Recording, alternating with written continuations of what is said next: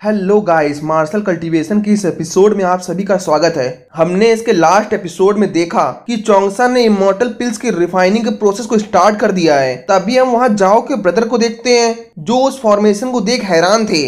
अब आगे एपिसोड का स्टार्ट उसी सीन के साथ होता है जहां चोंगसा एक बुक की हेल्प से इमॉर्टल मेल्टिंग पिल्स में डालने के इंग्रेडिएंट को चेक कर कहता है एल्केमी नोट्स के अकॉर्डिंग अभी तक तो सब ठीक है, लेकिन आगे का प्रोसेस सीनियर पर डिपेंड करता है क्योंकि सीनियर की प्योर इमॉर्टल पावर की हेल्प से ही इस इमॉर्टल पिल्स की मेकिंग के प्रोसेस को सक्सेसफुली आगे बढ़ाया जा सकता है। तभी हम स्क्रीन में जाओ के ब्रदर को उस फॉर्मेशन के पास आता देखते हैं। उनके उस फॉर्मेशन के पास आते ही चोंगसा को उसकी रिंग की हेल्प से पता चलता है कि उस फॉर्मेशन की कोई बहुत पास आ गया है। तभी चोंगसा अपनी विजन आई की हेल्प से उन्हें देख कहता है सीनियर जाओ को उस पिल्स के बारे में नहीं पता, इसीलिए वो इस बैन इमॉर्टल पिल्स को आइडेंटिफाई नहीं कर सकती। लेकिन इनके ब्रदर एक एल्केमिस्ट हैं और अगर उन्हें इस इमॉर्टल मेल्टिंग पिल्स की रिफाइनिंग के बारे में पता चला तो उनसे डील करना काफी मुश्किल होगा, इसीलिए मुझे उन्हें यहाँ से दूर रखना होगा जब तक कि ये इमॉर्टल पिल्स की रिफाइनिंग कंप्लीट नहीं हो जाती। लेकिन इधर हम जाओ के ब्रदर को उस फॉर्मेशन के गेट के पास देखते हैं और वो उस फॉर्मेशन की भूल भुलैया को देख अपनी विजन आई की हेल्प से उस फॉर्मेशन से बाहर निकलने का रास्ता ढूंढ हंसते हुए बोलते हैं मेरे लिए ये बहुत बेसिक फॉर्मेशन है और तुम इस फॉर्मेशन से मुझे नहीं रोक सकते।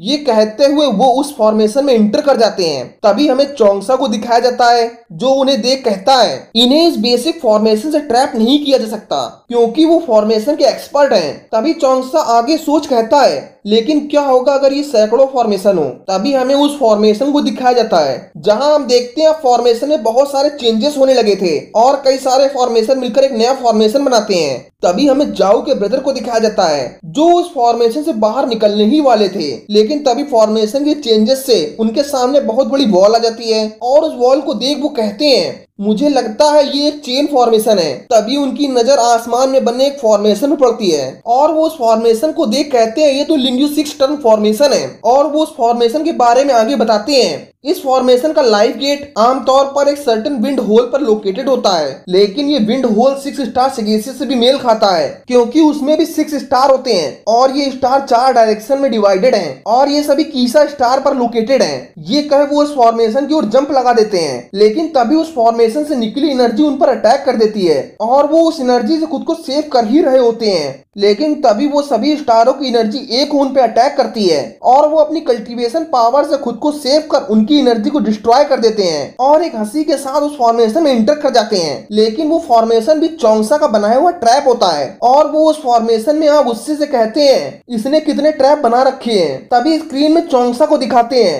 जो उन्हें ट्रैप में देख कहता है मैं सीनियर को ज्यादा देर ट्रैप में नहीं रख सकता क्योंकि अगर मैंने देर की तो उनका डाउट मेरे पर और बढ़ जाएगा। आगे वो जाओ की ओर देख कहता है जितना जल्दी हो सके हमें इस इमॉर्टल मेल्टिंग पिल्स की रिफाइनिंग को कंप्लीट करना होगा। तभी स्क्रीन जाओ के ब्रदर पर आती है और वो उन ट्रैप में अभी भी फंसे हुए कहते हैं इस फॉर्मेशन में 24 एरा आपस में इंटरकनेक्टेड हैं और मुझे इस पर विश्वास नहीं हो रहा कि मैं इस बेसिक फॉर्मेशन से अभी तक बाहर नहीं निकल सका। निश्चित ही मुझे इस फॉर्मेशन से जल्द बाहर निकलना होगा। काफी देर ट्राई के बाद भी वो उस फॉर्मेशन से बाहर ना निकल पाने पर सोचते हैं मैं एक रियल इमॉर्टल हूँ तो मैं इस फॉर्मेशन को आसानी से डिस्ट्रॉय कर सकता हूँ। तभी हमें दिखाया जाता है अब वो फॉर्मेशन टूट चुका है, लेकिन इधर चोंगसा ने इमॉर्टल मेल्टिंग पिल्स की रिफाइनिंग को भी कंप्लीट कर लिया है और उस फर्नेस से इमॉर्टल पिल्स निकल चोंगसा के पास चली जाती हैं। लेकिन इधर जाओ का ब्रदर भी अब उनके पास आ गया था और वो विंडो से अंदर झांक कर देखता है जहां जाओ चोंगसा के पास आ कहती है तुम्हें अपना वादा याद है ना। लेकिन जाओ का ब्रदर उनको इतना पास देख सोचता है क्या जाओ उससे प्यार करती है और वो यहाँ डेटिंग के लिए आए हैं। लेकिन इधर जाओ तो अपनी वाइन की डील के बारे में बात कर कहती है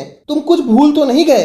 लेकिन जाओ का ब्रदर उनको इतना पास देख परेशान हो कहता है इस मैटर के बारे में मैं सासी को कैसे समझाऊंगा और वो ये सोच वहां से वापस चला जाता है। इधर चोंगसा भी उसे जाता देख रिलैक्स हो सोचता है सौभाग्य से उन्हें इमॉर्टल पिल्स की मेल्टिंग के बारे में नहीं पता चला और मैंने सही समय पर सभी ट्रैप को हटा दिया जिससे उनका डाउट भी मेरे पर नहीं बढ़ा।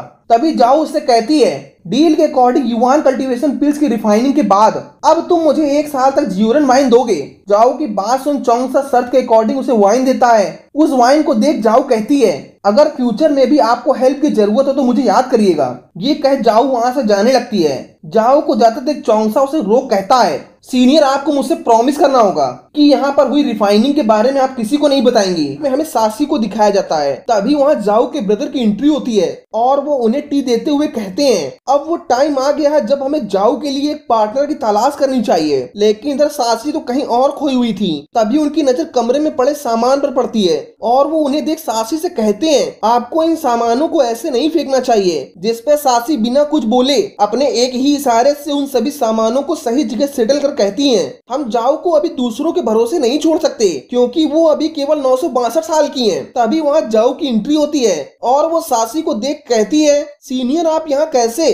जिसपे सासी कहती है मेरा रिट्रीट समाप्त हो चुका है इसीलिए मैं आपके सीनियर के साथ आपसे मिलने आई हूँ। तभी वो जाओ के ब्रदर को कुछ इशारा करती हैं। उनके इशारे को देख वो जाओ से गुस्सा हो बोलते हैं तुम जियोकियोंग पीक पर क्यों जाती हो। जिसपे जाओ शर्माते हुए बोलती है मैं तो वहाँ एल्केमी फॉर्मेशन के सेटअप के लिए गई थी और उन्होंने उस फॉर्मेशन सेटअप के बदले में मुझे इतनी अच्छी चीज ऑफर की जो मैं इस वाइन के बदले में ले सकती थी। जाओ के उस बदले में जांच को देख वो दोनों हैरान थे। तभी स्क्रीन शिफ्ट होती है। हमें चोंगसा को दिखाया जाता है जहां वो सीनियर जाओ के बारे में सोच कहता है सीनियर के पास इस पिल्स की अधिक जानकारी नहीं है और उनके कहने पर ही उनके ब्रदर का डाउट क्लियर हो सकता है। आगे वो इमॉर्टल पिल्स को देख कहता है इस पिल्स की रिफाइनिंग तो बैन है लेकिन मेरा इस पिल्स को बनाने का उद्देश्य केवल मास्टर को डिजास्टर से बचाना है और अब उस डिजास्टर की डेट भी काफी नजदीक आ गई है इसीलिए मास्टर अक्सर बाहर जाते रहते हैं। तभी स्क्रीन में हमें मास्टर को दिखाते हैं और उनके चारों ओर का माहौल चेंज हो बिजली की गड़गड़ाहट स्टार्ट हो जाती है। तभी बिजली का अटैक उन पे आ लगता है जिससे वो पीछे अपने कल्टीवेशन से बाहर आ जाते हैं। तभी स्क्रीन में हमें लिंगी को दिखाते हैं और वो उस मिरर को देख चोंगसा से कहती है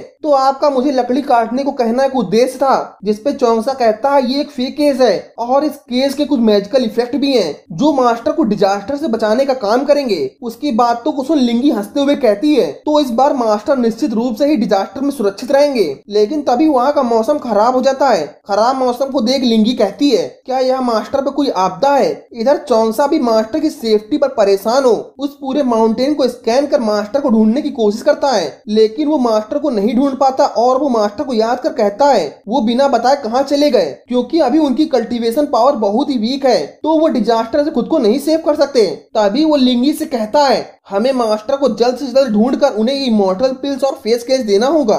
तभी स्क्रीन चेंज होती है। हम मास्टर को एक माउंटेन की चोटी पर देखते हैं जहां उनके चारों ओर अब बहुत ही भयानक डिजास्टर स्टार्ट हो गया था। लेकिन इधर चोंगसा और लिंगी भी मास्टर की तलाश कर वहां पहुंच मास्टर को आवाज देते हैं। उन्हें वहां देख मास्टर कहते हैं तुम लोग यहाँ से दूर रहो, यहाँ मुझे चारों ओर बिजली के अटैक ने घेरा हुआ है और अगर तुम मेरे पास आए तो इस बिजली के अटैक से तुम मारे जाओगे। लेकिन इधर चोंगसा और लिंगी कहाँ रुकने वाले थे। वो दोनों जैसे ही मास्टर को बचाने के लिए आगे बढ़ते हैं उन दोनों पर बिजली का अटैक आ लगता है जिससे वो दोनों घायल और पीछे हो जाते हैं। लिंगी को घायल देख चोंगसा कहता है तुम्हें यहीं रुकना होगा, मैं मास्टर को जरूर बचा लाऊंगा। ये कहे वो मास्टर की ओर बिजली के अटैक से बचते हुए उनके पास जाने लगता है। मास्टर चोंगसा को अपनी ओर आते देख कहते हैं मेरा डिजास्टर बहुत पास आ गया है तो आप यहाँ क्यों आए। जिसपे चोंगसा कहता है मैं आपको यहाँ बचाने के लिए ही आया हूँ। तभी मास्टर उससे कहते हैं जियोकियोंग पीक मैंने आपके भरोसे छोड़ा है और मेरे कुछ साथी आपकी हेल्प के लिए जरूर आएंगे। लेकिन तभी बिजली का एक अटैक मास्टर की ओर बढ़ते देख चोंगसा उस अटैक को अपने ऊपर ले लेता है और घायल हो गिरते हुए चट्टान के किनारे को पकड़ कहता है लगता है मास्टर ने यहाँ पर मरना तय किया है। जिससे स्वर्ग के दाव निश्चित रूप से यही सोचेंगे कि उनका मन अस्थिर है तो मुझे ही उन्हें इस डिजास्टर से बचाना होगा। मास्टर चोंगसा को अपनी ओर फिर से बढ़ता देख कहते हैं मैंने तुम्हें कहा था तुम्हें यहाँ से वापस चला जाना चाहिए क्योंकि ये बिजली के अटैक असामान्य रूप से बहुत शक्तिशाली हैं और आपका कल्टीवेशन बहुत ही बेसिक है। मुझे डर है कि आप कहीं इस डिजास्टर में मारे गए तो लिंगी का क्या होगा। लेकिन इधर चोंगसा मास्टर की बात ना सुन उनके पास इमोशनल हो कहता है आपने ही मुझे पाला और 100 सालों तक एजुकेशन दी और आप ही थे जिसने मुझे इमॉर्टल बनने की राह दिखाई। लेकिन जब आज मेरी बारी है तो आप मुझे पीछे हटने को कैसे कह सकते हैं। मैं आपको इस डिजास्टर से बचाने का एक मौका चाहता हूँ। जिस पर मास्टर इमोशनल हो से अपने गले से लगा लेते हैं। लेकिन तभी उस डिजास्टर से एक ड्रैगन की एंट्री होती है और उस ड्रैगन को अपनी ओर आते देख वो दोनों हैरान थे। तभी वो ड्रैगन उनके पास आ कहता है क्षमा करें मुझे डॉक्सियन जाने का रास्ता जानना है। उसकी बातों को सुन वो दोनों 100 को उसे जाने का रास्ता बताते हैं। जिसपे वो ड्रैगन उन्हें थैंक्स कर वहां से चला जाता है